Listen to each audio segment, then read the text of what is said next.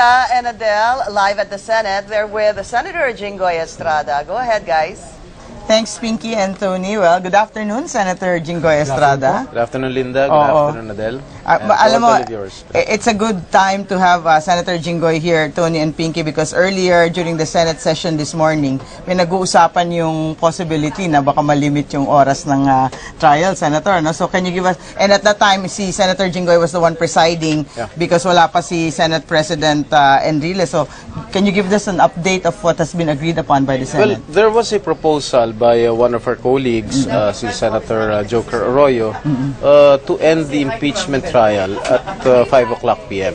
We'll start promptly at 2 o'clock p.m. and end the proceedings at 5 o'clock p.m. Well, the main reason for that is maybe we should not compromise the health of the presiding officer. Remember, si Senate President Enrile will be turning 88 to exactly 2 weeks from now. February 14. February 14. Of course, our primordial concern is his health. But according to Senate President Enrile, he can still preside up to 6, 7, or 8 o'clock in the evening. It depends on the trial. So was there an agreement as to if you should stop at 5? Kasi usually naman when you say 5 or even 6, may konting extension pa yan, a few minutes, di ba? Well, we didn't have an agreement yet, but at 5 o'clock we will ask the Senate President if he still wants to continue the trial or not. But it is still based on the proceedings this afternoon. Alam mo, Senator, lahat ng kausap naming senador, palaging nababanggit na si Senate President, kung kaya pa ba, kailangan tanungin ninyo kung maayos siya. Ano ba yung biggest fear ninyo kapag let's say, medyo na-wear down si Senate President at hindi makapasok? Ang biggest fear ko, personally... Ikaw? No. I am not volunteering to preside because, first of all, I am not a lawyer. Okay? Ang biggest fear ko, of course, mapopostpone yung trial pagka indispose si Senate President. Kasi Senator Jinggoy, yung parang pangkaraniwan pag-iisip namin is yung Senate pro tempore, siya ang, kung absent po yung chief, Senate President, siya yung mag-uupo. Oo, kasi so, second highest official of the Senate. Well, that does not apply in the impeachment court. Okay, it only applies in our daily legislative sessions. May agreement ba? Yes, I guess yung concern is hindi lamang naman health ni Senator Enrile, kundi minsan there'll be some days malilate siya, ma-absent siya. Hindi, pero si Manong Johnny is always prompt. Is always punctual. Yun naman ang hangaan mo rin sa kay Senate President. But just in case hindi nga siya makapasok, let's say on a certain day, malay mo, high blood, and just like what happens to Senator Santiago from time to time, ano ang arrangement ninyo? Honestly, wala pa kaming pinag-uusapan. And I don't even want to think about that situation. Kasi I think amongst all of us, among all of the senators, I think the Senate President Enrile is the most appropriate person to sit there in the rostrum. Pagka ikaw ay tinanong kung okay ka ba, considering that you're not a lawyer, of course, but although he has legal education ka, do you think it's something that you could do, if ever? Of course, I will have to accept the challenge, but all rulings I will throw it to the body. So medyo mag-iingat ka ng gusto. Sa totoo lang, kapag may ruling dyan, of course, I cannot decide which is which. No? So I have to throw it to the body. The other discussions this morning as far as procedure is concerned is that dun naman sa legislative aspect, Tuesday and Wednesday na lang daw ang Senate session? Yes, that proposal came from Senator Miriam Defensor Santiago. Siguro yung rason ni Senator Santiago, for us, Senator judges, to prepare over the weekend dun sa impeachment proceedings. So there will be no Senate sessions on Monday morning? There will be no more Senate sessions on Monday morning. Instead, we moved it to Tuesday morning and Wednesday morning. Just in case there is a CA session on a Wednesday, we will have to cut short our legislative session. Kasi may commission on appointments Yes, may pa commission on diba? Wednesdays. Which is usually a Wednesday thing. So Monday, just your caucus to prepare for the trial for the week. Yes, correct. Pero paano yung committee work? Yan ang Committee work iniisip. can be held on Thursday. Thursday Maybe morning. Monday mornings. Okay. Pero do you get a sense na talagang nagsasuffer? No matter how much you avoid it, no matter how much the senators work double time, right. yung legislative Of course. agenda. But proudly speaking, the Senate has passed a bill yesterday, yesterday, yung cybercrime Yung bill. cybercrime. At least meron kaming naipasa at marami pang committee reports na pending before the floor, before the Senate. Okay, baka may mga tanong si Tony and Pinky from the studio, guys. Ganun din, Linda and Attorney Adele. Senator Jinggoy Estrada, good afternoon, sir. Hi, good afternoon, Pinky. Yeah, sir, napag-usapan niyo na po ni Linda, pero I wanted to find out how much of the work nga is being compromised. Because I remember reading an article, sabi nga ni Senator Joker Arroyo, it's supposed to be 100% legislative work, but because of the impeachment, parang ang lumalabas, sir, 25% lamang ang legislative and 75% daw yung impeachment. Would you agree with that? Yes, that is partially true, no? Kasi kahit papaano na-hamper din yung aming legislative work. But, every morning, ako naman, nagugulat ako, kompleto naman kami, may quorum kami to do legislative work. In fact, as I've mentioned earlier, we passed one bill yesterday, authored by Senator Edgardo Angara, yung cybercrime bill, and there are 8 more committee reports pending sa floor. So, siguro tomorrow or next week ay may ipapasa na namin at may papasa na namin sa Senado lahat yan. All right. Also yesterday, Senator, you were asking questions doon po sa official ng Mega World, si Giovanni Nang, about Yes. the 40% discount. Were you satisfied, sir, with his response to yung No. tanong niyo po? Go ahead, sir. No, I'm not satisfied with this response. I think it must be the marketing officer who should answer that question. I think he was quite incompetent to answer my question. So I did not pursue it anymore.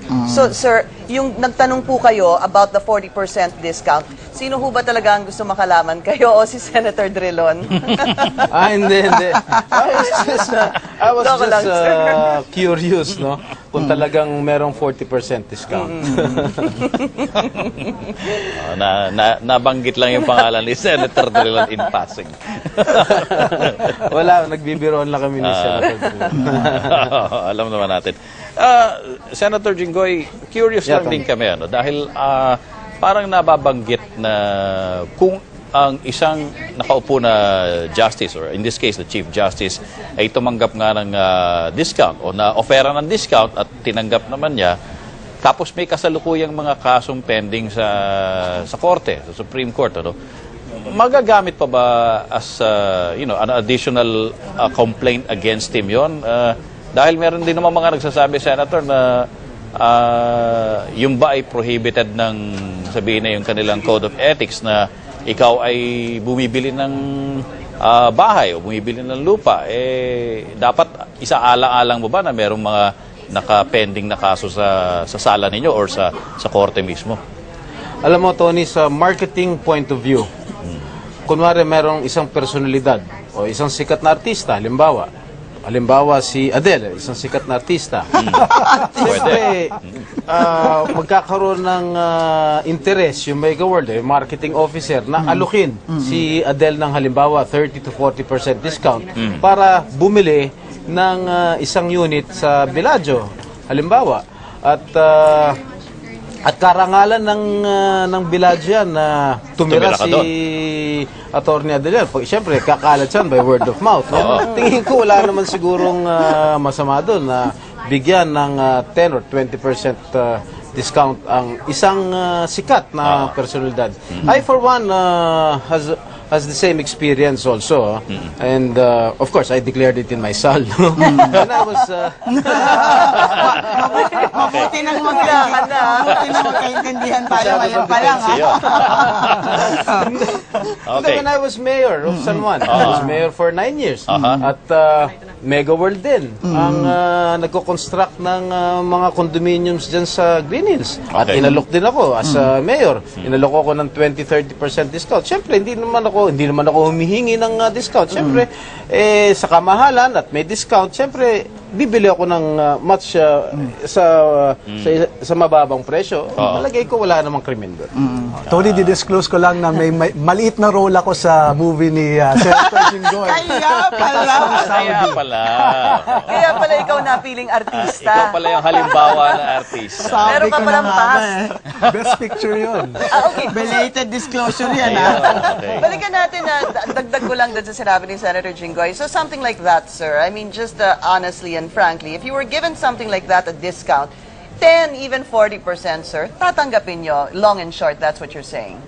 Yes, ako tinanggap ko. Wala naman masama nun. No strings attached. Dapat. No strings attached. Basta importante, i-declare it in your statement of assets and liabilities and net worth. Tsaka, walang no strings attached, walang kailangan sa munisipyo yan. Wala. Saan kondo to, sir? Hindi lang. Sa Green Hills. Sa Green Hills. Ito na, mahirap dito, nagkakalabasan na eh. Di ba rin naka-declare naman daw? Okay. Oo naman. Hindi, kasi nga, usap-usapan nga ngayon na parang kung ikaw ba ay isang husgado, nakaupo ka sa korte, merong mga nakahain na kaso involving a property developer. Pagkatapos, doon ka mismo sa property developer na yan, naalok o bumili ng isang unit, tapos nabigyan ka pa ng medyo sizable discount. Hindi naman medyo pipitsuging discount yung 40%. Tapos malaki discount yan. Iisipin ngayon nga ng tao na may strings attached. Automatic yun, may strings attached. But what I heard, after the purchase of the Bellagio property, what I heard is that there were 2 cases pending before the Supreme Court, which eventually, I think they lost. They lost the case. Mega World lost the case before the Supreme That's Court. right, sir. I think yung isa was penned by now Ombudsman Carpio Morales and concurred to by the Chief Justice. Yun yung isang kaso. Yung isang kaso, I'm not very familiar yung kasing with. parang tinuturo ng prosecution, yung 2004 Yung 2004, case daw. panalo Mega World. Panalo Pero Mega sinasabi ng depensa, hindi pa naman bumibili si Chief Justice. Wala pa nung panahon na yun. Oo, nung panahon na wala yun. pa. This was in 2009. Although the Bonifacio Ridge was in 2004, pero hindi yan yung Bellagio unit. Okay. Correct. Okay. Adele? Okay, Linda? mag-alas-dos na. Sige, sir. Mag-alas na, as pointed out by Kailangan pa Senator magsuot ng Estrada toga. ng kanyang toga. Thank you very much, Okay, salamat, Senator. President Pro Tempore Jinggoy Estrada. Thank you. Back to you guys. Okay, Linda and Attorney Adele, thank you so much. Meron sana akong gustong tanungin kay Attorney Adele in line with what Senator Jinggoy Estrada said. Kung ano yung role niya doon sa pelikula? Hindi yun. Hindi naman. Hindi yan. Oo nga, ano ba role niya doon? Cameo appearance ata as himself. Ano yung tanong? Because the senator was saying to him, there's nothing wrong, no strings attached, etc. You know, of course, that's the personal opinion of Senator Judge Ejercito. Yes. Pero does that, ano ba ang nakasulat sa ating, legally, may pananagutan ba, kahit na ang senador, na tumanggap ng 40% discount ng Associate Justice, ng Judge, ng Chief Justice, ano ba ang nasa batas na nagsasabing pwede yan, bawal yan, dahil ang sinasabi ng prosecution under the Anti-Graft and Corrupt Practices Act, you cannot receive gifts from anybody. Pero I was assuming, Tony, that that should follow also pati sa mga public officials, including senators. Dahil ang gusto lang atang puntiryahin din ng prosecution dahil nga iniuugnay nila yung mga kaso na nakabinbin doon sa Korte Suprema at saka yung pagbili ni Chief Justice ng property from that same developer na may kaso, yung violation daw doon sa Code of Judicial Conduct. Okay, sasabihin nila, it is unethical daw, no? Na bumili yung isang maestrado o ilang miyembro ng pamilya niya o tumanggap ng pabor o sabihin mo na regalo, di ba? Kapalit nung kanyang aksyon sa isang kaso siguro na ihaharap sa kanya. Okay. Pero sabihin na natin sa puntong ito, meron bang hiningi na kapalit yung developer, kunwari, for the discount? Sinasabi naman nung official ng Mega World, wala naman dahil binigay because of technical issues. Yes. Alright, balikan natin si Attorney Adele Tamano and Linda. Ayun, Oh, Yeah. ang Pinky. unang tanong, Ang unang ano ang tanong role ay- mo? Ano role ni attorney? Bida ka Magkano ba? ang TF? Walang TF. Ang role ko ay barangay tanod. Sa Ang gwapo naman ng barangay tanod na yan. But let's forget that. Okay. Back Ikaw to kasi. changing the topic. Back to Okay. Pinky's question. Okay. Oh, Dalawang Adele, did you batas hear yung that? I'm sorry. Did you hear that? Yung tanong Yes, ko kanina? I did hear that question. There are two things that you have to look at. First is Republic Act 3019, which is the Anti-Graft and Corrupt Practices Act. Essentially, it's forbidden to get any gift except yung mga small gifts of little value. Let's say get a cake or Pabango. maybe or a pen or something like that. That would be okay. But if the discount is deemed a gift, that would be a violation of the Anti-Graft Act. Now, you also have to take a look and take note that under the Code of Judicial Ethics and the canons for judges, the